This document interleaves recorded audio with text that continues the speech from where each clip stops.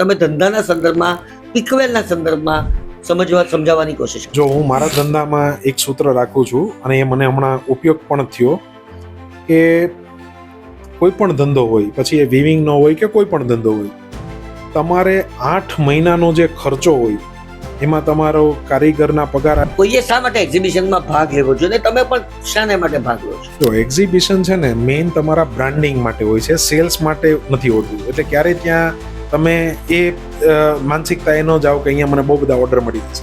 એસોસિએશનની જરૂરિયાત કેવી રીતે, અને એ એસોસિએશન તમને ધંધાના વિકાસમાં કઈ રીતે મદદરૂપ થઈ છે? અમારે એક મશીનરીનું એસોસિએશન છે, એના અમે મેમ્બર છીએ અને ધંધામાં અમને જરૂરિયાત એવી રીતના પડે છે કે અમે મળીને એક્ઝિબિશન કરીએ છીએ, જેમાં અમને બીજું એસોસિએશન છે તમારું ચેમ્બર ઓફ કોમર્સનું, એ પણ બહુ મદદરૂપ થાય છે. નમસ્કાર દર્શક દોસ્તો, હાઈકુ એ ગુજરાતીનું સત્તર કાવ્ય છે. એના તણખલા જેવા લઘુદેમાં ડુંગર જેવા વિરાટ ભાવને સમાવવાની તકલીફ હોય છે. તેવી જ રીતે આજના મારી સાથેના મહેમાન શ્રી પરેશભાઈ ગોંડલિયાના વ્યક્તિત્વને શબ્દરૂપી લઘુદે આપવું મારા માટે ખૂબ જ કઠિન કામ છે. કેમ? કારણ કે એક ગામડાનો વ્યક્તિ સુરતમાં આવે, ફેમિલી બિઝનેસની અંદર હોય, ચાર્ટર્ડ એકાઉન્ટન્ટ બને અને પછી એ ટેક્સટાઇલની મશીનરીના ઇમ્પોર્ટની અંદર એવો કાર્યરત થઈ જાય કે તેમાંથી બહાર નીકળવાનો એ પ્રયત્ન કરે ને તો બી એ લોકો એને નીકળવા નહીં દે. એવી પરિસ્થિતિમાં જે વ્યક્તિ મુકાયા છે તે છે પરેશભાઈ ગોંડલિયા. પરેશભાઈ, આપનું હાર્દિક સ્વાગત છે. પીકવેલ નામથી તમે જાણીતા છો અને પીકવેલનો અર્થ એટલે એ જે એ ટેક્સટાઇલની પરિભાષાની અંદર આપણે એમની સાથે સમજ્યા છે, પરંતુ ટેક્સટાઇલની મશીનરીના ક્ષેત્રની અંદર વધુ આગળ વધીને આ ટેક્સટાઇલની ઇન્ડસ્ટ્રીને સમજવાનો પ્રયાસ કરીએ. પરેશભાઈ, આપનું વધુ એક વખત હાર્દિક સ્વાગત છે. Thank you. મશીનરી નંખાઈ જાય, જેવી રીતે તમે કીધું કે પરિવર્તન આવ્યા, એ પરિવર્તનનો સ્વીકાર થયો. શટલ વાળા લૂમ, શટલ વગરના લૂમ, ડોમી, જેકાર્ડ, એરજેટ, વોટર જેટ, રેપિયર, આ બધું જ તમે આગળના એપિસોડની અંદર વાત કરી. પણ આપણે ક્યાંય એનર્જી સેવિંગની વાત નથી કરી. એવા પણ નવા નવા ડિવાઇસ આવતા જાય છે. પહેલા જે પાવરની કોસ્ટ થતી હતી એ હવે નવી નવી કેટલીક ડિવાઇસ નાખો તો એ ઓછા થતા જાય. સોલારનો ઉપયોગ કદાચ વધતો હોય ટેક્સટાઇલ ઇન્ડસ્ટ્રીની અંદર, એને કારણે પણ તમારું પાવર કન્ઝમ્પશન ઓછું થતું હોય, એવું બધું બની શકે. તો એનર્જી સેવિંગની કેટલી ટેકનોલોજી અત્યારે ઉપલબ્ધ છે અને એ ટેક્સટાઇલ ઇન્ડસ્ટ્રી માટે કેટલી મહત્વપૂર્ણ છે? એનર્જી સેવિંગ મહત્વનું એટલે છે કે બિઝનેસમાં 2 ફેક્ટર હોય છે. એક હોય છે માર્કેટ. ધારો કે વીવર કપડું બનાવે તો શું ભાવે વેચાય, જે સેલિંગ રેટ છે એ માર્કેટ નક્કી કરવાનું છે, તમારા હાથમાં નથી. કદાચ તમે તમારી હોશિયારીથી 25-50 પૈસા આમ તેમ કરી શકો. તમારા હાથમાં છે કોસ્ટિંગ, ઓનલી કોસ્ટિંગ. કોસ્ટિંગ તમે કેવી રીતના ડાઉન કરી શકો એના માટે લીડરે, ઓનરે વિચારવું જ જોઈએ અને એમાં જ એની જીત છે.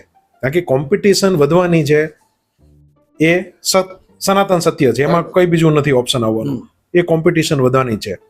તો બેસ્ટ વે જે એનો છે એ મોટો ભાગ એનો એનર્જીનો છે. કારણ કે તમને ખ્યાલ હશે કે આપણો જે પાવર કોસ્ટ છે એ બી વધતો જાય છે. આજથી 10 વર્ષ પહેલા હતો એ આજે નથી, કારણ કે એમની બી કોસ્ટિંગ વધે છે, સપ્લાયરની, જીબીની, ટોરેન્ટની. તો આજે જે ₹10.5, ₹9.5 જેવો ભાવ છે, તો એ કેવી રીતના ડાઉન આવે? તો એનું બધા અલગ અલગ ફેક્ટર છે. સોલાર એક બહુ મહત્વનું છે. અત્યારે તમને ખબર હશે કે સુરતમાં ઘણા ઇન્ડસ્ટ્રી વાળાએ જેવી પોતપોતાની કેપેસિટી, કોઈ રૂફટોપ સોલાર કરેલા છે, કોઈ ગ્રાઉન્ડ માઉન્ટેડ કરેલા છે. એટલે સોલાર તો બહુ જ જરૂરી છે. કારણ કે સોલારનું સીધું ગણિત છે કે તમે જે લાઇટ બિલ ભરો છો, જીબીને આપો છો, એટલો જ હપ્તો તમારો બેંકમાં આવે છે. એટલે સારામાં સારું છે. અને 25 વર્ષની લાઈફ હોય છે, વધીને 5 વર્ષમાં ફ્રી થઈ જાય છે. એટલે એક સોલાર બહુ મોટામાં મોટું છે જે કમ્પલસરી અપનાવવું જ જોઈએ. સેકન્ડ છે કે તમે મશીન લ્યો ને ત્યારે અમારે અમુક ટાઈપની મોટર એવી હોય, પાવર સેવિંગ હોય, તો એ બધું અમે એઝ અ સપ્લાયર જોતા હોય છે કે આપણે મોસ્ટ કોમ્પિટિટિવ મશીન કેવી રીતના આપી શકીએ કે સામેવાળાને ઓછામાં ઓછી એર, ઓછામાં ઓછું પાવર બિલ આવે અને એને વધુમાં વધુ અને પ્રોડક્શન આવે. એટલે બહુ જરૂરી છે પાવર સેવિંગ, એનર્જી સેવિંગ. બહુ સરસ વાત કરી. અને એને માટેના અલગ અલગ ડિવાઇસો બી લોકો અપનાવતા હોય છે. એની બી કંપનીઓ અસ્તિત્વમાં આવતી હશે. કોઈ કંપની તો એ કંઈક સાધન મૂકે, તો કોઈક બીજી કંપની બીજું સાધન મૂકે. ટૂંકમાં તમારે કોસ્ટિંગ ડાઉન કરવું એ બહુ અગત્યનું જરૂરી છે, કમ્પલસરી આવી ગયું છે. પરંતુ એક આ વાત તમને કરી દઉં. મોટાભાગે આપણે ફોરવર્ડ ઇન્ટિગ્રેશન કરતા હોઈએ છીએ કે ભાઈ જમીન લીધી, એના ઉપર રેતી કપચી, ના સિમેન્ટ નાખી ઘર બનાવ્યું, પછી માળ બનાવ્યા, એ માળની અંદર તમે આખું ઇન્ટિરિયર કર્યું, પછી માલ તૈયાર થઈ ગયો અને તમે વેચી કાઢવા. This is called forward integration. Reliance backward integration કરીને સફળ થયું છે. આપણે જાણીએ છીએ કે પહેલા ઓનલી વિમલ, એ ઓનલી વિમલ શેમાંથી બને તો કે યાન, તો કે યાનની પણ જાતે જ પ્રોડક્શન શરૂ કર્યું. પેટ્રોકેમિકલ. યાન શેમાંથી બને તો કે ચિપ્સ, એનું પણ એ લોકોએ જાતે જ પ્રોડક્શન કરી લીધું. ચિપ્સ શેમાંથી બને તો કે પેટ્રોલિયમમાંથી, તો એ લોકોએ રિફાઇનરી નાખી દીધી. અને પેટ્રોલિયમ શેમાંથી બને તો કે ક્રૂડ, પણ ક્રૂડ સુધી નહીં પહોંચી શક્યા. પણ એ લોકોએ આખું બેકવર્ડ ઇન્ટિગ્રેશન કરીને, માનું છું કે આ મોટા ધંધા માટે બેકવર્ડ ઇન્ટિગ્રેશન બહુ અગત્યનું છે. આવું કંઈ ટેક્સટાઇલ ઇન્ડસ્ટ્રીમાં વિચારી શકાય ફરી પાછું? 100% વિચારી શકાય, ને અત્યારે ઘણા વીવર કરે જ છે. ધારો કે એક મશીન વિવિંગ લૂમ મારું મૂકે એટલે એ વિવિંગ કરે મશીન, પણ એનું બેકવર્ડ ઇન્ટિગ્રેશન છે કે એને યાનની જરૂર પડે સેમ વાત. તો પોતે એ વોર્પિંગ ઘરમાં રાખે છે. હવે સાડી બનાવે તો જરીની જરૂર પડે તો ઘણા લોકો જરી પોતે બનાવે છે. ઘણા લોકો પાસે ટેક્સ્ચ્યુરાઇઝિંગ છે, પોતાના એરટેક્સ હોય, પોતાનું યાન બનાવતા હોય. એટલે આ બધું ઇન્ટિગ્રેશન તમને કોમ્પિટિશનમાં ઘણી મદદ કરે છે, કારણ કે તમારા જેટલું કોસ્ટિંગ ડાઉન કોઈ અચીવ ન કરી શકે. એના માટે આ બધા જ ટૂલ્સ છે. ઘરમાં જ બધું TFO હોય, કારણ કે તમે ખાલી મશીન મૂકશો અને આગળ પાછળનું નહીં વિચારો તો તમે નહીં ચાલે. બહુ ડિફિકલ્ટ છે બરાબર સર્વાઈવ છે. થવું. રાઈટ. પરેશભાઈ, એવી જ એક વાત, આપણે સુરત બેઝ આપણી કંપનીઓની વાત કરીએ. સુરતની અંદર પણ મશીનરીનું પ્રોડક્શન થાય છે, મેન્યુફેક્ચરિંગ થાય છે. અને મેક ઇન ઇન્ડિયાનો આખો જે કોન્સેપ્ટ છે, મેક ઇન ઇન્ડિયા શબ્દ બહુ સરસ છે, પણ મેક ઇન ઇન્ડિયા કરવા માટેની તૈયારી કેટલી છે તે બહુ અગત્યની છે. વચ્ચે QCO આવી ગયું હતું ને તમારા મશીનરીમાં BIS આવી દીધું હતું અને ગભરાટ ફેલાવી દીધો હતો કે આ બ્યુરો ઓફ ઇન્ડિયન સ્ટાન્ડર્ડ તમારે લાગવું પડે. ચાઇનીઝ કંપનીઓએ કે અન્ય કંપનીઓએ ના કહી દીધી કે અમારે BIS સ્ટાન્ડર્ડ લાવીને શું કામ છે, અમે અમારી રીતે મોટા છે, અમારે તમારી સ્ટાન્ડર્ડ કરીને શું ફાયદો છે. એટલે એક દિવસ એવો ભય લાગતો હતો કે કદાચ સંપૂર્ણપણે ટેક્સટાઇલની મશીનરીની આયાત ઉપર પ્રતિબંધ આવી જશે. એ BIS લંબાઈ ગયો, QCO પણ લાવવાની થઈ, QCO પણ લંબાઈ ગયો. ટૂંકમાં કદાચ સરકાર હજુ એવું માને છે કે આપણે મેક ઇન ઇન્ડિયા માટે સજ્જ નથી. ખરેખર શું વાત હકીકત છે? હવે આમાં મારો ઓપિનિયન છે ને, કદાચ એવું બને કે ગામનો ઓપિનિયન કરતા અલગ છે. અમારી લાઈનમાં BIS લાગવાનું હતું, ડેટ એનાઉન્સ થઈ ગઈ હતી, પણ પછી એ પોસ્ટપોન થયું. પણ આજે એક ખરાબ વાત તમને કહું, કેન્સલ થયું. હવે કેન્સલ થયું એટલે ચાઇના સ્માર્ટ છે, એનું કામ થવાનું છે, પણ આમાં ઇન્ડિયા મૂર્ખ બનેલું છે. ખરેખર BIS લાગવું જોઈતું હતું નિખિલભાઈ. BIS લાગી જતે ને તો આપણા ભારતમાં લોકોને બુદ્ધિ નથી એવું નથી, ઓટોમેટિક અહીંયા બનવા માંડતે. ભલે 21 ન બનતે, 19 બનતે, પણ બનતે. અને ધીરે ધીરે 19 બનશે તો જ 20 બનશે ને, તો જ 21 આવશે ને. આ કેવું છે કે તમે ધારો કે વેજીટેરિયન છો, હવે હું તમને 15 દિવસ એક ખાવાનું કાંઈ પણ નું આપું ને, તો બાજુમાં તમારે સાપ જાતા હશે, ઉંદરો જાતા હશે, કા કાંઈ પણ બીજી માછલીઓ હશે ને, તમે ખાવા માંડશો. BIS આ હતું. ભારતને એક ઓપોર્ચ્યુનિટી મળેલી કે નાક દબાવો, મેન્યુફેક્ચરરોને પેદા કરો, તો ખરેખર અહીંયા પોસિબલ હતું. અને અમે એ પગલે આગળ વધેલા છીએ. તમને જાણકારી ખાતર કહું, અમારું બીજું યુનિટ મેં તમને કીધું, અમે મેન્યુફેક્ચરિંગ કરીએ છીએ મશીનનું, જે મારા ભાઈ જોવે છે, મેકેનિકલ એન્જિનિયર. અમે અહીંયા મશીન પોતે બનાવીએ છીએ, અને અમે એક મશીન એવું બનાવ્યું છે હમણાં, જે 190 સેન્ટીમીટરનું રેપિયર 400 RPM આખા ભારતમાં કોઈ નથી બનાવતું. આની પાછળ અમે 3 વર્ષ લાગ્યા છીએ, કદાચ 2 કરોડ ઓછા કરેલા છે R&D માં, પણ અત્યારે અમને સક્સેસ મળેલું છે. BIS લાગતે ને તો હું પહેલો વ્યક્તિ હોતે જે મશીન બનાવતે. ખરેખર મશીન અહીંયા બનાવવા માટે ગવર્મેન્ટને આ પગલું લેવાની જરૂર હતી, પણ એની જગ્યાએ લોકો અત્યારે કેવું થાય છે, આવવાનું છે પછી હટાવી દે, આવવાનું છે પછી હટાવી દે. એટલે જે બનાવનાર હોય ને, હવે ધારો કે મારે 100 કરોડનું ઇન્વેસ્ટમેન્ટ કરવું છે, ચલો મારે ફેક્ટરી નાખવી છે, હું કરું કેવી રીતે? પણ હું કરું કેવી રીતે? પાછા તમે BIS નથી લગાવતા તો પાછો તમે દરવાજો ખોલ નાખો છો. દરવાજો બંધ રહેવો જોઈએ તો જ એક જગ્યાએથી કામ થાય. અત્યારે આપણી તકલીફ જ આ મોટી છે. ખરેખર BIS ની જરૂર છે, અને હવે ઇન્ડિયા પાસે મોકો છે કે ને કંઈક મશીન બનાવવું જોઈએ. તમે ઇમ્પોર્ટ કેટલો ટાઈમ કરો? અત્યારે ડોલર ક્યાં પહોંચાડી દીધો? ડોલર શું હતો ને કેટલો શાર્પલી વધેલો છે. અત્યારે 100 રૂપિયા થાય ને તો લોકો નવાઈ ન લાગે, કારણ કે એવી હાલત થઈ ગઈ છે. એટલું ઇમ્પોર્ટ મશીન, એટલું આપણો ડોલર ત્યાં જાય છે, દેટ ઇઝ નોટ ગુડ. એટલે તમારા જેવા જે સંપૂર્ણ વિદેશની પરનો ધંધો કરનારા પણ એવું માનો છો કે BIS લાગવું જોઈએ? 100% લાગવું જોઈએ. આત્મનિર્ભર કરવું હોય તો ભારતની અંદર જ એ પ્રોડક્શન થવું જોઈએ. પણ ભારત સજ્જ છે, મારો મુદ્દો એટલો હતો આ ચર્ચા પાછળનો કારણ કે તમે કહો છો જે ટેકનોલોજી જે માનસિકતા ત્યાં ચાઇનામાં છે, બીજા અન્ય દેશોમાં, કોરિયામાં છે, જાપાનમાં છે, આપણી સુરતની કંપનીઓ પણ મેન્યુફેક્ચરિંગ તો કરે જ છે. એ લોકોનું અસ્તિત્વ પણ ટકેલું છે, પણ એ લોકો કોમ્પિટ નથી જ કરી શકતા. ખાલી કોસ્ટિંગ નીચી છે એટલા માટે લોકો એના મશીન લે છે. અત્યારે તો વાત જ છે. હા, હું તમને એ જ કહું છું, ભારતમાં પ્લેન બનવા માંડ્યા. હવે અમારું મશીન પ્લેન થી તો અઘરું નથી, એ તો તમે એગ્રી થાવ છો.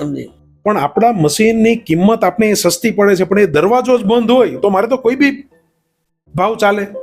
હવે તમને ખબર હોય, બોમ્બેમાં વડાપાઉં 25 રૂપિયાનું વડાપાઉં 500 રૂપિયામાં વેચાયેલું છે. જ્યારે ત્યાં પૂર આવેલું, પાણીની હાલત ખરાબ હતી, ભરાઈ ગયા હતા, 500 રૂપિયાનું ક્યાં વડાપાઉં આવે? તો બી તો ખાધું કોઈ લોકોએ. આ એવી હાલત છે કે તમને બીજો સોર્સ જ નહીં મળે તો લોકો લેશે, અને લોકો લેશે તો મેન્યુફેક્ચરરને પોસાશે એટલે એની ક્વોન્ટિટી વધશે, એટલે ઓટોમેટિક પાછું કોસ્ટિંગ ડાઉન આવશે. પણ એકવાર એના મોકાની જરૂર છે એને. પણ મને થોડીક સમજાવવાની કે ભારતમાં બનેલી મશીનરી ને ઇમ્પોર્ટન્ટ મશીનરી વચ્ચે તફાવત શું હોય છે? જો અત્યારે તફાવત કેવું છે કે તમે 100 વર્ષ એક્સપિરિયન્સ જેને માણસને છે અને જે સાવ નવો છે એને સરખાવાની વાત છે. એટલે પેલું 100% 21 છે ના 19 રહેવાનું છે. પણ તમે એ ગેપ ક્યારે અલગ થશે કે તમે પોઝિટિવ વિચારો કે ભાઈ પેલું આપણે નથી લેવું, આપણે આ લેવું છે, તો ઓટોમેટિક આની ગુણવત્તા બી સુધરશે. એને ચાન્સ મળશે કે હું હજુ R&D માં 20 કરોડ રૂપિયા નાખું, હું સારા ટેકનિકલ માણસો ભારતમાં એમ્પ્લોય કરું અને ટેકનોલોજી ખરીદી લઉં. બધું જ પોસિબલ છે. અત્યારે તકલીફ એટલે છે કે બંને દરવાજા ખુલ્લા છે, એટલે આ દરવાજે ઓછા લોકો જાય છે, નથી જતા. મને ઘણી વખત એક પ્રશ્ન થાય, તમે તો મશીનરી મેન્યુફેક્ચરિંગ કરો છો કે ટ્રેડિંગ કરો છો અથવા તો ત્યાંથી લાવીને અહીંયા વેચી દો છો. સુરતની અંદર આટલી બધી મશીનરીઓ ડમ્પ થાય છે, લોકો ધંધો બાકીનો બીજો છોડીને ટેક્સટાઇલમાં આવે છે. કેટલાક લોકોને એવી વૃત્તિ હોય કે આમાં પ્રયોગ કરવાનો, સફળ થાય તો ઠીક છે, નહીં થાય તો શું ફરક પડે છે. એ માનસિકતાને કારણે અનેક લોકો જેની પાસે કોઈ પ્રકારની આવડત નથી એવા લોકો પણ આ ફિલ્ડની અંદર એન્ટર થઈ જાય છે. હવે આટલા બધા મશીનો પર જે પ્રોડક્શન થાય, એ પ્રોડક્શન જશે ક્યાંય બી બહુ મોટો પ્રશ્ન છે. સુરત એકલું તો કઈ માર્કેટ નથી કે ગુજરાત કે ભારત કે એક્સપોર્ટ, પણ જેટલું એક્સપોર્ટ થવું જોઈએ એટલું એક્સપોર્ટ બી નથી થતું. એ પણ સમજાતું નથી કે કેમ એક્સપોર્ટ નથી થતું. ભારતના ટોટલ GDP ની અંદર ટેક્સટાઇલ ઇન્ડસ્ટ્રીનો હિસ્સો કેટલો, તો બહુ નગણ્ય કહી શકાય તેવો હિસ્સો છે. આપણે આ વિશે પણ થોડી ચર્ચા કરવી જરૂરી છે. ઓકે, આમાં કેવું છે કે મેં તમને જેમ કીધું કે અમે એક્સપોર્ટ પણ કરતા હતા ફેબ્રિક. 1992માં અમે એક્સપોર્ટ ચાલુ કરેલું ફેબ્રિકનું, પણ અમે અત્યારે કોરોના ટાઈમે અમારું એક્સપોર્ટ ઓછું થઈ ગયું છે આટલા વર્ષોમાં. પહેલા અમે નિખિલભાઈ 25 કન્ટ્રીમાં ફેબ્રિક એક્સપોર્ટ કરતા હતા. હવે અમારું એક્સપોર્ટ ડાઉન થઈ ગયું છે કારણ કે ત્યાં ચાઇના પહોંચી ગયું છે. એટલે એક્સપોર્ટમાં આપને થોડી તકલીફ પડે છે ઇન્ડિયાને, 100%ની વાત છે. પણ તમે એમ કહો છો ને કપડું જશે ક્યાં? હવે હું તમને કહું કે આ બધા વોટર જેટ ને બધા મશીન આવ્યા એની પહેલા એ નહોતા. અત્યારે એડિશનલ તમે મશીન જેટલા આવ્યા છેલ્લા 15 વર્ષમાં, એનું કેલ્ક્યુલેશન કરશો ને તો 24 કલાકમાં 10.5 કરોડ મીટર ઉત્પાદન છે સુરતનું, જે પહેલા નહોતું. આજથી 15 વર્ષ પહેલા 0 હતું. પણ અત્યારે મને કોઈ એક ફેક્ટરી બતાવો કે જેનું કપડું છે ને નથી વેચાતું. કપડા વેચાઈ જાય છે, ડિમાન્ડ બી એટલી સામે નીકળે છે. કારણ કે આ સુરત બનાવે છે, પણ સુરત કેવું કરતું હોય, આખા ઇન્ડિયામાં સપ્લાય કરે છે, આગળ એક્સપોર્ટ થતું હોય છે. એટલે કપડાની ડિમાન્ડ આ રોટી કપડા મકાન જેવું છે. હું તો એમ કહું છું કે તમે બધું ગણિત ભૂલી જાઓ, તમે પોતાનું વિચારો કે તમે આજથી 15 વર્ષ પહેલા એક શર્ટ કેટલી વાર પહેરતા અને બીજો શર્ટ ક્યારે લેતા, આજે કપડા કેટલા ફ્રીક્વન્ટલી લ્યો છો. ખાલી તમે તમારું ગણિત જોશો ને તો તમને આખા ભારતનું ગણિત ખબર પડી જશે. આજે બધાની ખરીદ શક્તિ વધેલી છે, એટલી ખરીદી વધે છે. પહેલા હું પણ પોતે ખાલી દિવાળી કે વેકેશન હોય ત્યારે આપણે કપડા લેતા. આજે મોબાઈલ સ્ક્રોલ કરતા કઈ બી ઓનલાઈન સારો શર્ટ પેન્ટ લાગે ફટ દઈને લઈ લઈએ છીએ. તો લોકોની ખરીદ શક્તિ વધેલી છે, એટલે કપડાની બી ડિમાન્ડ એટલી વધેલી છે. તમે આજે પડદાની ચાલો વાત કરી, અહીંયા પડદા છે. હવે આ ટાઈપના પડદા પહેલા ઘરમાં હતા, તમારા ઘરમાં 20 વર્ષ પહેલા 10-15 વર્ષ પહેલા આ ટાઈપના પડદા હતા. અત્યારે આ પડદા બી છે, એની પાછળ બી એક આછો પડદો હશે કે ભાઈ આ ટાઈપનું વાતાવરણ હોય ત્યારે એ રાખવાનું. એટલે કપડાનો મલ્ટિપલ યુઝ થયો છે ચાલુ. એટલે આ બધી મશીનની બી ડિમાન્ડ વધી છે ને એટલો ફેબ્રિકની બી ડિમાન્ડ વધેલી છે. એટલે તો મશીન વધે છે. બરાબર છે. મેઇન છે ફેબ્રિકની ડિમાન્ડ વધે છે. રાઈટ. આપણા ટેક્સટાઇલના 5 મહત્વના અંગો હોય છે. એક પહેલું, જ્યાં સુધી મને સમજ પડે ત્યાં સુધી, યાનમાંથી કપડું બને. કપડું પ્રોસેસિંગ હાઉસની અંદર જાય ડાઇંગ અને પ્રિન્ટિંગ થવા માટે. હું માનું છું કે કપડું બની ગયા પછી હવે એમ્બ્રોઇડરીનો ઉમેરો થયો છે. ગાર્મેન્ટિંગનો બી થયો છે. એ છેલ્લે જાય ટ્રેડર્સ પાસે અને ટ્રેડર્સ પછી લોકોને પહોંચાડે છે. આ બધા વિશે તમારું નોલેજ શું કે છે? જે ફાઈબર ટુ ફેશનની આખી જે વાત છે ને એ ચેઇનને તમે સમજાવી શકો? એ ચેન તમે કીધી એ પ્રમાણે જ છે કે પહેલા યાન બને, પછી વિવિંગ થાય, પછી એના પર ડાઇંગ પ્રોસેસ થાય, પછી એમ્બ્રોઇડરી થાય અને ગાર્મેન્ટિંગ થઈને શોરૂમમાં જાય. પણ અત્યારે એવું પણ ચાલુ થયું છે જે મારા હિસાબે એક રીતના ખોટું પણ છે કે અત્યારે વીવર ડાયરેક્ટ B2C કરે છે. મતલબ જે એન્ડ યુઝર કસ્ટમર છે ને એને ડાયરેક્ટ પણ વેચે છે. એના લીધે આ બધી પ્રોસેસ ઓછી થઈ ગઈ છે. જેમ કે રેપિયરની હું સાડીની વાત કરું તો જેની પાસે રેપિયર છે એ સાડી બનાવીને પોતે જ ઓનલાઈન સીધો કસ્ટમરને વેચે છે. બરાબર. તો આ બધું બી એક નવી ઓપોર્ચ્યુનિટી બી આવી છે અને અમુક જે સ્ટેપ્સ હતા જે નથી જરૂર એ નીકળી બી ગયા છે. પણ અમુક વસ્તુ એવી છે કે જેમ કે જે ડિજિટલ પ્રિન્ટ આમાં ઉમેરો થયો છે એટલે અમુક વસ્તુમાં ગાર્મેન્ટિંગ જરૂરી છે, અમુક વસ્તુમાં એ પ્રોસેસ થ્રુ જ જવું જરૂરી છે, જ્યારે અમુકમાં એવી મશીન આવી ગઈ છે કે એ તમે ડાયરેક્ટ B2C કરી આપે છે. રાઈટ. તો આ બધી ગણતરીઓ ને બધી સ્ટેપ્સ ટાઈમ પ્રમાણે ચેન્જ થયા છે. રાઈટ. અને બીજી એક જે સૌથી મહત્વની તકલીફ પડે છે કે તે R&D, research and development. R&D જેવું આપણે કંઈ સમજતા જ નથી. R&D માં પૈસા નાખવાથી પૈસા વધે છે તે વાત પણ સમજાતી નથી. પીકવેલ R&D ની અંદર ક્યાં છે? નહીં, R&D અમારું જરૂરી છે અને અમારું મેઇન R&D શું હોય છે, મશીનરીની વાત કરું કે અમારી લાઇનમાં બેસ્ટ જે વર્લ્ડ લેવલે મશીન બનાવતા હોય યુરોપિયન કન્ટ્રીઝ જે આજે પણ છે, તો અમે એમને ધ્યાનમાં રાખીને અમારા મશીનમાં અમે ચેન્જીસ કરતા હોઈએ છીએ. R&D જરૂરી છે દરેક માટે. રાઈટ. ભારતને ટેક્સટાઇલ મેન્યુફેક્ચરિંગમાં વિશ્વમાં નંબર 1 બનાવવા માટે શું જરૂરી છે? સૌથી પહેલા પ્રોપર ઇન્ફ્રાસ્ટ્રક્ચર. કારણ કે ઇન્ફ્રાસ્ટ્રક્ચર છે ને એ કોઈ પણ દેશની બેકબોન છે. આ ઓકે થશે ને એટલે તમારે ઓટોમેટિક બધી જ પ્રોડક્ટના કોસ્ટ ડાઉન આવશે. ધારો કે અત્યારે હું રેપિયર અમે બનાવીએ છીએ પણ અમને એ પાર્ટ્સ એટલા મોંઘા પડે એવી જગ્યાથી આવે કે ત્યાં ઇન્ફ્રાસ્ટ્રક્ચર ન હોય. એટલે ઇન્ફ્રાસ્ટ્રક્ચરની જરૂર છે, પછી સ્કિલની જરૂર છે, પછી ઓટોમેટિક એક ચેન બંધાઈ જાય, પછી બધા જે ચેનમાં આવી જાય. પણ અત્યારે મેઇન આપણી બેકબોન છે ને ઇન્ફ્રાસ્ટ્રક્ચર પર ધ્યાન આપવાની જરૂર છે. રાઈટ. ચાઇનાની જીત છે ઇન્ફ્રાસ્ટ્રક્ચર પર જીત છે એની. કેટલીક લેબોરેટરીઓ R&D માટે અવેલેબલ છે પબ્લિક? સુરતમાં એ મંત્રા હોય કે સિટ્રા હોય કે આગળ વધીને બીજી ટૂંકમાં TRA પાછળ શબ્દ આવે એવી 6-7 સંસ્થાઓ આખા દેશભરની અંદર છે. એનો ઉપયોગ જે રીતે થઈ રહ્યો છે એનાથી તમને સંતુષ્ટ છે અથવા તો આ લેબોરેટરીના પરફોર્મન્સીસથી તમને સંતોષ છે? આ ટાઈપની લેબોરેટરી ને બધું છે ને એ પોતાના રીતના સારું કામ કરે છે નિખિલભાઈ. પણ હું તમને આજના જમાનાની વાત કરું ને 15 વર્ષ પહેલાની વાત કરું કે આજે જે વીવર છે ને એ પણ એટલો સ્માર્ટ થઈ ગયો છે. પોતે પણ એટલું ડેવલપમેન્ટ, સપોઝ યાનવાળા છે તો યાનવાળા એના સ્ટેજ ઉપર એટલું ડેવલપમેન્ટ કરે છે, વીવર એના સ્ટેજ ઉપર ડેવલપમેન્ટ કરે છે. એટલે પહેલામાં ને આજે ઘણો ફરક છે. આજે કોઈ સજાગ વીવર હોય, જે નવો છોકરો હોય, બહુ નવા છોકરાઓ સ્માર્ટ છે, એ પહેલા જેવું નથી. એ આજે વિવિંગ ઇન્ડસ્ટ્રીમાં જશે એટલે આ બધી ઇન્સ્ટિટ્યૂટનો બી લાભ લેશે. પ્રાઇવેટ પણ એવી લેબ છે કે આ ટાઈપના તમને યાન ડેવલપમેન્ટ કરી આપે. પછી એ પોતે વિવિંગમાં ટેસ્ટિંગ કરશે, બધા અલગ અલગ કપડાં બનાવશે. એટલે બંને બાજુ અત્યારે વિન વિન સિચ્યુએશન છે. અત્યારે આપણું R&D સારું છે. અને R&Dમાં હંમેશા કેવું હોય કે 5 મેઇન લોકો હોય જે કંઈક નવું ડેવલપ કરે, એને ફોલો કરે 500 લોકો અને એને ફોલો કરવા વાળા 50,000 લોકો હોય, ત્યારે તમારા માર્કેટમાં કપડું ફૂલફિલ થાય. 5 લોકો ક્યારેય આખા માર્કેટને નથી આપી શકવાના. પરેશભાઈ, તમે તો વિદેશમાં બહુ ફરો છો. પૂર, આફત, વાવાઝોડું, આ પ્રકારના જે કુદરતી પરિબળો છે તેનાથી કોઈ દેશ મુક્ત ન હોઈ શકે. આ બધું કંઈ ચાઇનામાં ને જાપાનમાં નહીં થતું હોય તો બી માની લેવાનું કોઈ કારણ નથી. જાપાનની અંદર તો ભૂકંપ વારે આવે છે. તો મને તો હંમેશા જ પ્રશ્ન થાય કે આ માણસો જીવે જ કેવી રીતે? તો એ લોકો એ રીતે જીવતા શીખી ગયા છે અને અથવા તો એ રીતના એ લોકોએ પોતાનું આખું જે મશીન મિકેનિઝમ છે તેવી રીતે ડેવલપ કર્યું છે કે ભૂકંપ તો આવે ને જાય. આપણાથી એવું થતું નથી. એક નાનકડા ખાડી પૂરને કારણે આપણું આખું સુરતનું અર્થતંત્ર ડિસ્ટર્બ થઈ જાય. લોકો તૈયાર જ નહીં હોય, લોકોને ખ્યાલ જ નથી કે પાણી આવી શકે. એ સરકારી તંત્રની નિષ્ફળતા હોઈ શકે પણ સાથે સાથે આપણી પણ તો નિષ્ફળતા કે આપણે કેમ એવું વિઝન નથી જોતા. તો આવું કેમ બને છે? કેમ આટલા બધા કરોડો રૂપિયાનું નુકસાન જાય છે?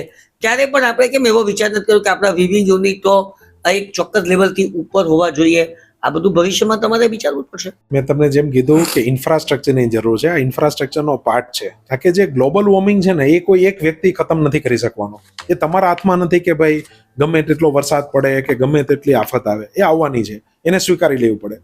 આજે આપણે ઓગસ્ટ 2026માં બેઠા છીએ તો તમને ખબર છે આજે ચાઇનામાં બી અત્યારે વાવાઝોડું આવ્યું છે. પણ અમુક કન્ટ્રીની જીત ક્યારે છે કે એની પાસે પ્રેડિક્શન છે. આજે એ લોકોને ખબર હતી કે 15 દિવસ પછી આ જ લેવલનું તોફાન આવવાનું છે, એટલે 15 દિવસમાં એ લોકો એટલી પ્રિપેરેશન કરી લીધી કે એને ઓછામાં ઓછું નુકસાન કઈ રીતના જાય. કારણ કે પેલું તો રોકી નથી શકવાના, એ તો આવવાનું છે. આ જ રીતના આપણું તમે કહો છો કે ખાડીના પૂરથી ઘણા બધા ફેક્ટરીમાં પાણી ભરાઈ ગયા અને ઘણા આવી ગયા. તમે ઇન્ડિવિજ્યુઅલ વ્યક્તિ શું કરી શકો? ચલો, એ તો તમારો એરિયા તો તમે ઉપર નથી કરી શકવાના, તમે એરિયા ટ્રાન્સફર કરી શકો, તમારો એરિયા થોડો સુધારી શકો. એ ઇન્ફ્રાસ્ટ્રક્ચરની જે જરૂર છે ને એમાં ગવર્મેન્ટનો જ મેઇન રોલ છે કે નીચેની જે ડ્રેનેજ સિસ્ટમ્સ હોય છે એને કેવી રીતના તમે સુધારો. કે આપણું તો બી સુરત સિટી થોડુંક સારું છે કે વરસાદ પડે પછી 2 કલાકમાં લગભગ બધું ઓકે હોય. ઘણા સિટીમાં તો એથી બી મોટી તકલીફ છે. એટલે આમાં ઇન્ફ્રાસ્ટ્રક્ચરની ખાસ જરૂર છે. ઇન્ફ્રાસ્ટ્રક્ચર આ બધાનો જવાબ છે. ચાઇનામાં બધું જ ઇન્ફ્રાસ્ટ્રક્ચર મજબૂત છે, બહુ સારું, તો પણ કઈ તકલીફ નથી. બહુ સારું. ત્યાં આનાથી ખતરનાક વાવાઝોડા આવે છે પણ એ લોકોનું એટલું પ્રેડિક્શન પરફેક્ટ હોય છે. મારી સાથે હમણાં એવું થયું, હું ત્યાં જતો હતો ને તો એક ભાઈ છત્રી લીધી, મોબાઈલ જોયો, પાછી મૂકી દીધી. બીજું કેમ વાતાવરણ તો આટલું ખરાબ છે, છત્રી લો. એ કે નહીં વરસાદ નહીં પડે. અરે મેં તો યાર દેખાય છે પડશે એવું લાગે છે. નહીં પડે, અમારો મોબાઈલ ઈ કે છે પ્રેડિક્શન નહીં પડે. ખરેખર એ દિવસે ન પડ્યો. મેં તો આ લોકોનું કેટલું વ્યવસ્થિત પ્રેડિક્શન છે. એ લોકો બધું જ પ્રેડિક્શન પર ચાલે છે અને એના પ્રેડિક્શન 99% સાચા પડે છે. જ્યારે તમને ખબર હોય આફત આવવાની છે તો તમે કેટલું બધું એમાં બચાવ કરી શકો, પ્રિપેરેશન તો કરી જ શકો ને. બરાબર છે. તો ટેકનોલોજી આમાં આવી ગઈ પાછી, એટલે ટેકનોલોજી બી અગત્યની છે અને ગ્રાઉન્ડ લેવલ પર કામ એટલે ઇન્ફ્રાસ્ટ્રક્ચર પણ જરૂરી છે. આ બંનેનો મેળાપ થાય ને એટલે ઘણી રાહત મળી. પરેશભાઈ, તમારા જ્ઞાનને સલામ છે. તમને લગભગ બધી જ વસ્તુઓનું જ્ઞાન છે એમ હું ચોક્કસ કહી શકું. તો સાથે એક જરૂરિયાત એવી છે કે વર્તમાન સમયની અંદર એસોસિએશનની ભૂમિકા, તમે પણ એસોસિએશનના સભ્ય છો અને એસોસિએશન હોય એટલે પોતાના મૂળભૂત હક્કો માટે બધા ભેગા થાય અને પછી એની સંગઠિત રજૂઆત સરકાર સમક્ષ થાય. આ બહુ સ્વાભાવિક ઘટનાક્રમ છે. એમાં ચેમ્બર ઓફ કોમર્સ જેવી સંસ્થા તમારામાં તમને મદદરૂપ થાય. મને બહુ જ નવાઈ લાગે છે કે એક જ ધ્યેય ધરાવતા, જેના હિતોનો ટકરાવ સતત થતો હોય, એ લોકો પણ ભેગા થઈ શકે. એસોસિએશનની જરૂરિયાત કઈ, કેવી રીતે, અને એ એસોસિએશન તમને ધંધાના વિકાસમાં કઈ રીતે મદદરૂપ થઈ શકે? અમારે એક મશીનરીનું એસોસિએશન છે, એના અમે મેમ્બર છીએ અને ધંધામાં અમને જરૂરિયાત એવી રીતના પડે છે કે અમે મળીને એક્ઝિબિશન કરીએ છીએ, જેમાં અમને બીજું એસોસિએશન છે તમારું ચેમ્બર ઓફ કોમર્સનું, એ પણ બહુ મદદરૂપ થાય છે. તો જ્યારે તમારે કોઈ પણ મુદ્દો સરકારની સામે રજૂ કરવો હોય, કારણ કે સરકાર એક મોટી ભૂમિકામાં છે, તમે નાની ભૂમિકામાં છો, તો એસોસિએશનની ત્યારે ક્રુશિયલ રિક્વાયરમેન્ટ આવી જાય છે કે ભાઈ તમે રિપ્રેઝન્ટ કેવી રીતના કોણ કરો, તમે એક વ્યક્તિ તો નથી કરી શકવાના. એટલે એસોસિએશન દરેક ફિલ્ડમાં જરૂરી બી છે અને જ્યાં નહીં હોય ત્યાં સમય અને સંજોગો પ્રમાણે ક્રિએટ પણ થઈ જશે. જેમ કે હમણાં જ એક નવું એસોસિએશન બન્યું, તમને કદાચ આઈડિયા નહીં હોય, જરી એસોસિએશન. કારણ કે એમાં એને લગતા પ્રોબ્લેમો ચાલુ થયા, પેમેન્ટને લગતા, પ્રોડક્શનને લગતા, ધારાધોરણને લગતા, તો એનું એક એસોસિએશન તૈયાર થયું. હવે એસોસિએશન એક હોય એટલે બધાને એક્સેપ્ટ કરવું પડે કે નહીં આ થશે, આ આવશે. એટલે એસોસિએશનની તો બહુ જરૂરી છે અને સુરતમાં બહુ સારા એસોસિએશન છે. સૌથી મોટું તો આપણે ચેમ્બર ઓફ કોમર્સ જ કહી શકાય, જેના તમે પ્રમુખ પણ રહી ચૂકેલા છો અને બહુ સારી રીતના કામ કરે છે અને દરેક ધંધાને બહુ સારી સગવડ પૂરી પાડે છે. પીકવેલનું હું તમને એક મારું એક્ઝામ્પલ આપું કે મારી શરૂઆતનો બેસ્ટ હોય કે મારી શરૂઆત ક્યાંથી થઈ, એ અમે ચેમ્બરનો એક્ઝિબિશન કરેલું 2012માં, ત્યારે મને પહેલી ઇન્ક્વાયરી મળેલી, ત્યારે મારી ગાડી ચાલેલી છે. એટલે મારા ધંધા માટે હું ચેમ્બર ઓફ કોમર્સને બહુ એક અગત્યતા આપું છું. પીકવેલ તો ચેમ્બરના એક્ઝિબિશનમાં ભાગ લે છે, પણ આવા એક્ઝિબિશનો કદાચ દેશમાં વિદેશમાં પણ થતા હશે, તો કોઈએ શા માટે એક્ઝિબિશનમાં ભાગ લેવો જોઈએ? તમે પણ શાને માટે ભાગ લો છો? જો એક્ઝિબિશન છે ને, મેઇન તમારા બ્રાન્ડિંગ માટે હોય છે, સેલ્સ માટે નથી હોતું. એટલે ક્યારે ત્યાં તમે એ માનસિકતા એ ન જાઓ કે અહીંયા મને બહુ બધા ઓર્ડર મળી જશે. તમે પહેલા તમારી જાતને ફ્રન્ટ ઉપર રાખો કે તમે કંઈક બોલી શકો છો તમારી કંપની વિશે. તમારા એક્ઝિબિશનમાં તો પહેલા તમારે ફ્રન્ટ પર રહેવું પડે, પ્રોડક્ટ તો પછી આવે. કે તમે તમારા વિશે કંઈક કહી શકો છો, તમારી કંપની વિશે કંઈક કહી શકો છો, લોકો તમને જાણે. એક્ઝિબિશનમાં એકવાર લોકો જશે ને એટલે પીકવેલ એકવાર જોશે, બીજા વર્ષે બીજી વાર જોશે, ત્રીજી વાર જશે, પછી એને એને વિશ્વાસ એક બંધાશે અને પછી તમારી ગાડી આગળ ચાલશે. આજે તમને ખ્યાલ છે અમે ચેમ્બર સાથે બી જોડાયેલા છીએ. 15 વર્ષથી અમે દરેક વર્ષે એક્ઝિબિશન અહીંયા બી કરીએ છીએ. અમુક જગ્યાએ અમે મુંબઈ બી કરેલા છે, અમદાવાદ બી કરેલા છે, દિલ્હી બી કરેલા છે. તો આ બધી તો એક ધંધાની જરૂરિયાત થઈ ગઈ છે, એક માર્કેટિંગનું માધ્યમ છે, બધી જ રીતના જરૂરિયાત છે એક્ઝિબિશનમાં. માર્કેટિંગ તમે કેવી રીતે કરો તમારી કંપનીનું? અમારું માર્કેટિંગ અને હું માનું છું કે સેલ્સ અને માર્કેટિંગ એ બે જુદી વસ્તુ તમે કરો. 100% કઈ રીતે? જુદી મને તો હજુ વસ્તુ. સમજાતું માર્કેટિંગનું જે રિઝલ્ટ છે સેલ્સ સેલ્સ. અને માર્કેટિંગ વચ્ચેનો તફાવત શું? માર્કેટિંગનું જે રિઝલ્ટ છે ને એ સેલ્સ છે. હમ. માર્કેટિંગ શું છે? માર્કેટિંગ એટલે તમે તમારી જાતને મૂકો છો, આગળ મૂકો છો, લોકો તમને સમજે અને તમારી પ્રોડક્ટને સમજે, એને લગતા જેટલા બી પ્રયાસ બી થાય છે ને એ માર્કેટિંગ છે. હવે હું તમને મારા પીકવેલની વાત કરું કે અત્યાર સુધી મારું માનવું હતું, અને એ માનવું સાચું બી છે ખોટું બી છે, બંને છે, કે માઉથ ટુ માઉથ પબ્લિસિટી. એક જણો મશીન લઈએ, બીજાને કહે, ત્રીજાને કહે, રીતના આખી અમારી ચેન ચાલતી અને બહુ સારું અમે માર્કેટિંગ ને ટર્નઓવર અચીવ કરેલું છે.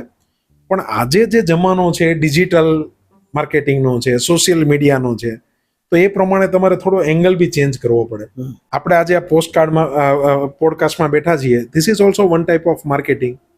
એટલે અમે માર્કેટિંગ સોશિયલ મીડિયા દ્વારા બી કરીએ છીએ, અમે માર્કેટિંગ અવેરનેસ દ્વારા બી કરીએ છીએ, અમે અમારા પોતાના પ્રોગ્રામ કરીએ છીએ જે અમે ચેમ્બર ઓફ કોમર્સમાં કરેલું, ધેટ ઇઝ ઓલ્સો માર્કેટિંગ. એટલે માર્કેટિંગ તો આજે એવું છે કે ભાઈ, હું તો કહું ને કે વડાપાવની લારી હોય ને એને બી માર્કેટિંગની જરૂર છે. દરેક ઇન્ડસ્ટ્રીમાં માર્કેટિંગની જરૂર છે. જેટલું બેસ્ટ માર્કેટિંગ, જેટલું બેસ્ટ તમે કસ્ટમર સુધી રીચ કરી શકો, એનું રિઝલ્ટ તમારું સેલ્સ. રાઈટ. તમે ઓલરેડી હવે સુરતની બહાર છો જ, એટલે મારે ક્લસ્ટરની વાત કરી છે, ક્લસ્ટર ડેવલપમેન્ટની વાત કરવી છે. સુરત સિવાય ભારત દેશની અંદર કયા સૌથી વધારે ક્લસ્ટર્સ છે જ્યાં ટેક્સટાઇલ ઇન્ડસ્ટ્રી અત્યારે ગ્રો કરી રહી છે, અને ત્યાં તમારું ફોકસ કઈ રીતનું છે?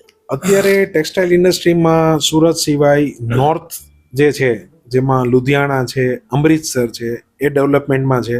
કારણ કે આજે એ કયા સ્ટેજ પર છે, જ્યારે સુરત 15 વર્ષ પહેલા કેવું હતું, અત્યારે એ સ્ટેજ પર છે. એટલે લોકોની ત્યાં ડિમાન્ડ વધી છે, ત્યાં મશીન હવે આગળ વધારે જશે. સાઉથમાં બેંગ્લોર છે, એની આજુબાજુનો એરિયા છે. અચ્છા, અમારી સાઉથમાં બી ઓફિસ છે પીકવેલની, અમારા ત્યાં ડીલર છે, જે અમે અહીંયા મેન્યુફેક્ચરિંગ કરીએ છીએ, ત્યાં વેચીએ છીએ. તો જે વસ્તુ આજથી 10 વર્ષ પહેલા સુરતમાં ડિમાન્ડમાં હતી ને, એ વસ્તુ આજે ત્યાં ડિમાન્ડમાં છે.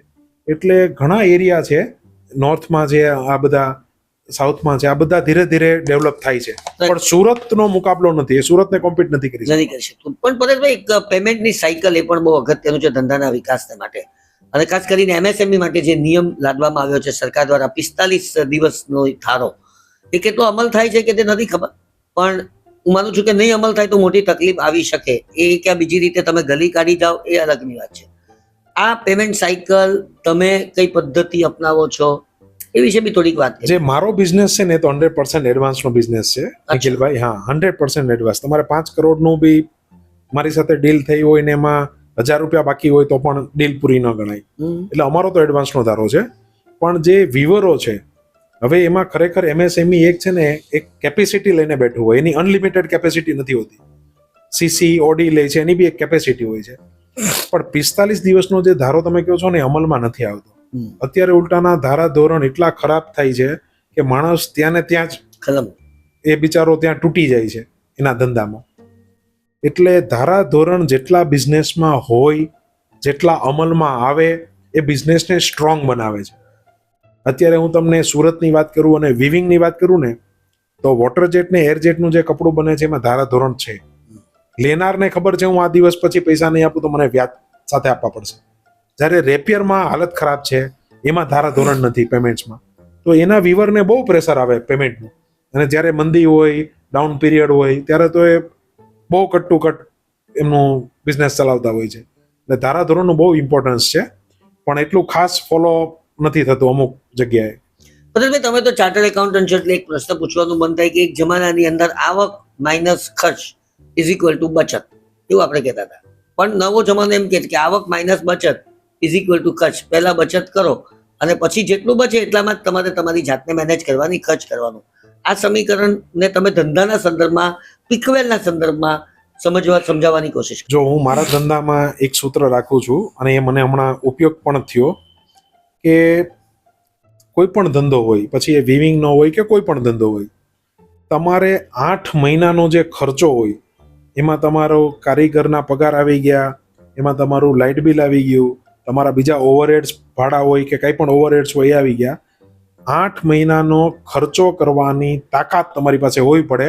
1 પણ રૂપિયાનું પેમેન્ટ ન આવે તો તમે ટકી શકો. અગર તમારે કટ ટુ કટ ચાલે છે, તમારી પાસે વર્કિંગ નથી, તો બહુ મોટો ચાન્સ છે કે તમે એકદમ ભરપૂર જોખમ લઈ આવો છો. અત્યારે મારે હમણાં એક ટાઈમ કેવો આવ્યો હતો કે સેલ 0, ખર્ચો મહિને 45 લાખ ફિક્સ. એટલે પણ મારું પહેલાનું સૂત્ર કામ કરતું હતું કે 45 લાખ ગુણ્યા 8, આટલું મારી પાસે છે, મને 1 રૂપિયાની પણ આવક નહીં થાય ને તો મને તકલીફ નથી, તો 8 મહિનામાં કંઈક ને કંઈક બીજું સોલ્યુશન લઈ આવશું. એટલે અમે ટકી રહ્યા અને આગળ વધી ગયા. એટલે વર્કિંગ કેપિટલ રાખીને જ કેલ્ક્યુલેશન કરીને બિઝનેસ એક્સપાન્ડ કરવો જોઈએ. રાઈટ. પણ તમારે બચત ઉપર બી તમે ધ્યાન તો આપતા છો ને? એ બચતને તમે ધંધામાં જ રોકો છો કે અન્ય જગ્યા પર પણ કરો છો? જે બચતની ધંધામાં જરૂર છે, 8 મહિનામાં જે રોકાણની જરૂર છે એ ધંધામાં રહે, એના પછીનું જે હોય એ બહાર રોકી શકીએ. એ તમે બહાર રોકતા પણ હશો જ. તો તમારો ગ્રોથ થાય કે તમે કંઈક ને કંઈક આગળ એક્સપાન્શન કરો. કરેક્ટ. તો દર્શક દોસ્તો, અદ્ભુત વાત.